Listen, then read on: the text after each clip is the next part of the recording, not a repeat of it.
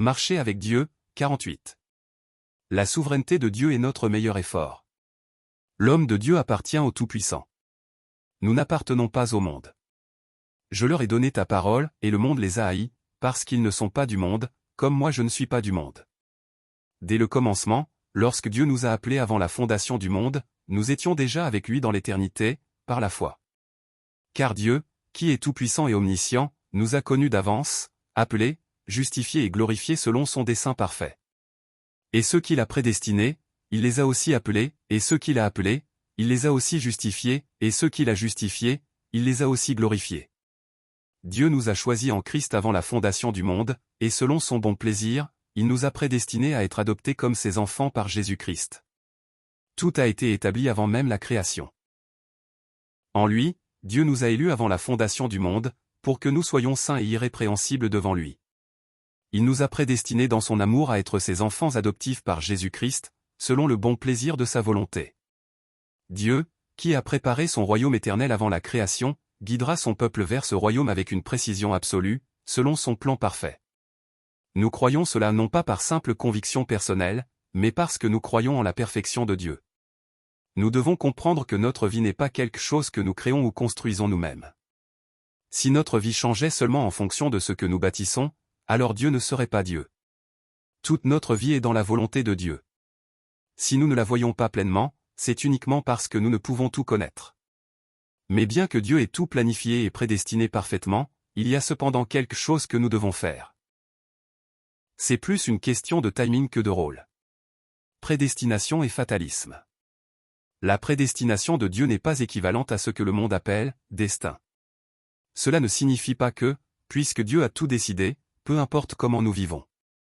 La prédestination signifie que, rétrospectivement, nous confessons que tout a été grâce et direction de Dieu. Ce n'est jamais une excuse pour adopter une attitude passive ou négligente concernant l'avenir.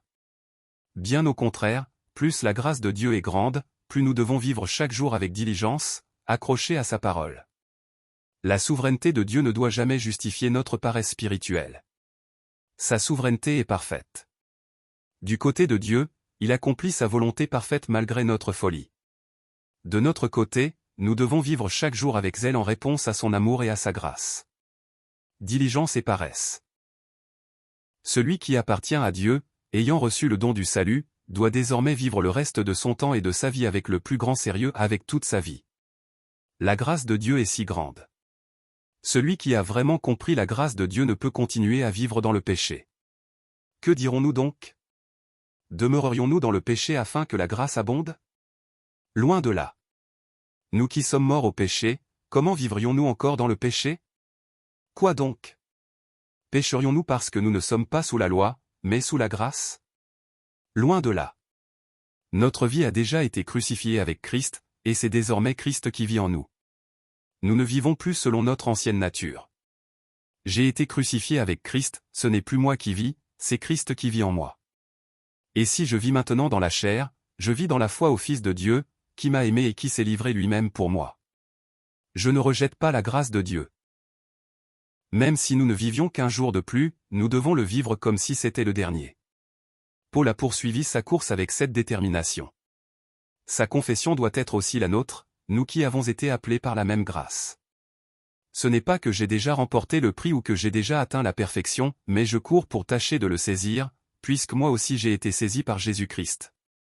Frère, je ne pense pas l'avoir saisi, mais je fais une chose, oubliant ce qui est en arrière et me portant vers ce qui est en avant, je cours vers le but pour remporter le prix de la vocation céleste de Dieu en Jésus-Christ. La souveraineté de Dieu et la fidélité de Joseph. Joseph a marché dans le passé et a vécu le présent. Il ne connaissait pas l'avenir. Il a simplement obéi à l'ordre de son père Jacob et est allé vers ses frères. Il a fait de son mieux en tant que fils. Les frères de Joseph étaient allés à Sichem, pour faire paître le troupeau de leur père. Israël dit à Joseph, « Tes frères ne font-ils pas paître le troupeau à Sichem? Viens, je veux t'envoyer vers eux. » Et il répondit, « Me voici. » Mais l'endroit où il est allé est devenu un lieu de danger et de mort, et par bien des détours, il a été vendu en Égypte. Ce qui importe ici, c'est que Joseph n'a pas avancé avec optimisme en se disant vaguement, « Dieu arrangera les choses. » Ils se dirent alors l'un à l'autre, « Oui, nous avons été coupables envers notre frère, car nous avons vu l'angoisse de son âme quand il nous demandait grâce, et nous ne l'avons pas écouté. C'est pour cela que cette détresse nous arrive. Joseph supplia ses frères d'épargner sa vie, mais fut malgré tout vendu comme esclave en Égypte. Pourtant, il ne blâma pas Dieu et ne tomba pas dans le fatalisme. Il vécut chaque jour en faisant de son mieux. Joseph fut emmené en Égypte. Les Ismaélites qui l'avaient conduit là le vendirent à Potiphar, officier de Pharaon, chef des gardes. L'Éternel fut avec Joseph, et il réussit.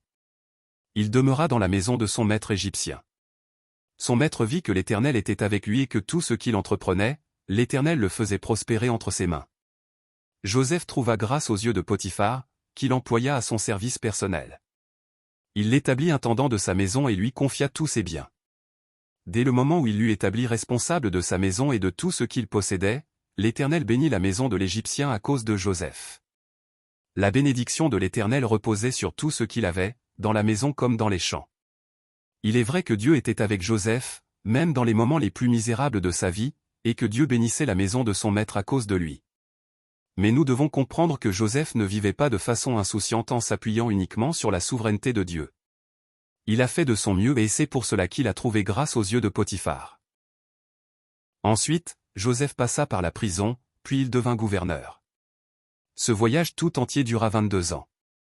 Joseph a dû passer par bien des détours. Et lorsqu'il retrouva enfin ses frères en tant que gouverneur, il fit cette confession. Maintenant, ne vous tourmentez pas et ne soyez pas fâchés contre vous-même de m'avoir vendu pour être conduit ici, car c'est pour sauver des vies que Dieu m'a envoyé devant vous. Voilà 2 ans que la famine est dans le pays, et pendant encore 5 ans il n'y aura ni labour ni moisson. Dieu m'a envoyé devant vous pour vous assurer un reste sur la terre et pour vous faire vivre par une grande délivrance. Ce n'est donc pas vous qui m'avez envoyé ici, c'est Dieu. Il m'a établi père de Pharaon, maître de toute sa maison et gouverneur de tout le pays d'Égypte. Voilà. Joseph a obéi au commandement de son père Jacob du mieux qu'il pouvait. Il a persévéré dans chaque difficulté. Mais à la fin, en regardant en arrière, il a reconnu et confessé la conduite souveraine de Dieu. Voilà l'attitude de foi que nous devons avoir. En tant que personnes vivant dans le présent, nous devons vivre chaque jour en faisant confiance à la direction de Dieu et en donnant le meilleur de nous-mêmes. Même si nous faisons de notre mieux, nous restons pécheurs. Nous faisons des erreurs, nous tombons, et parfois, nous subissons la discipline à cause du péché. Mais nous nous relevons et nous poursuivons la course jour après jour. Nous faisons nos plans avec la sagesse que Dieu nous a donnée, et nous y mettons toute notre énergie. Et quand viendra le moment de regarder en arrière, nous confesserons, même si tout semblait être le fruit de mes efforts et de ma détermination, tout n'était que conduite de Dieu, zèle de Dieu, soin de Dieu. Planifier mais remettre le résultat à Dieu. Ceux qui sont engagés dans le royaume de Dieu sont des personnes qui vivent avec des plans concrets. C'est ainsi que nous vivons fidèlement comme intendant du temps que Dieu nous accorde. Cela ne signifie pas que nous mettons nos plans avant Dieu. Cela signifie que nous faisons de notre mieux, puis que nous nous confions pleinement à la direction de Dieu. Un état d'esprit qui dit simplement, si la porte s'ouvre, j'irai, ou, si cela arrive, je le ferai, n'est pas sage. Nous devons affronter la réalité avec clarté, établir une direction et un but, et faire des plans précis pour notre temps. Ensuite, nous devons travailler à accomplir chaque étape. Bien sûr, la direction peut changer en cours de route, et des ajustements peuvent être nécessaires. Mais nous devons courir chaque jour de toutes nos forces, en chérissant le don du jour présent que Dieu nous a donné.